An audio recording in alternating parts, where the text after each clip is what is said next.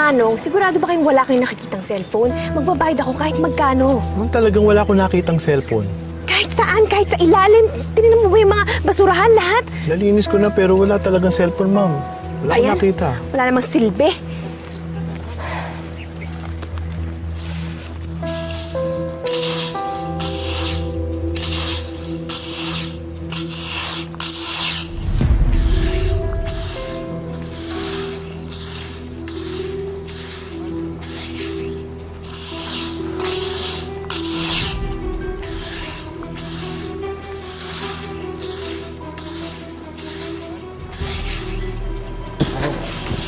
Yung babaeng nakaping, ano sabi niya sa inyo?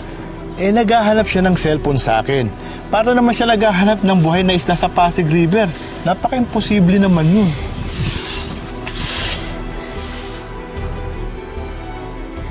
Wala sa kanya yung cellphone. Kiko, may chance pa tayo. Mahanap natin yun. Naniniwala ako.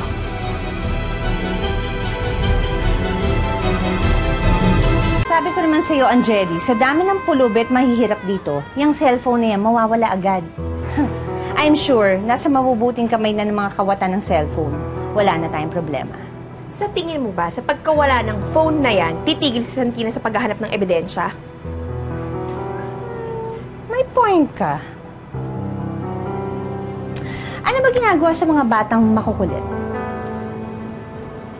Siret? Eh, di tinatakot.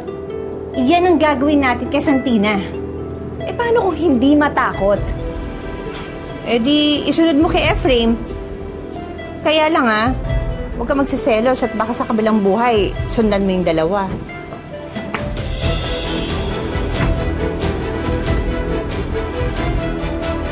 Mga kakilala ko dito, mga taga-Bilibid.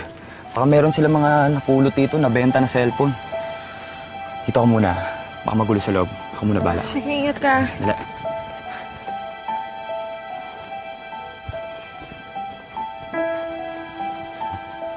May hinahanap ka ba rito? Ha?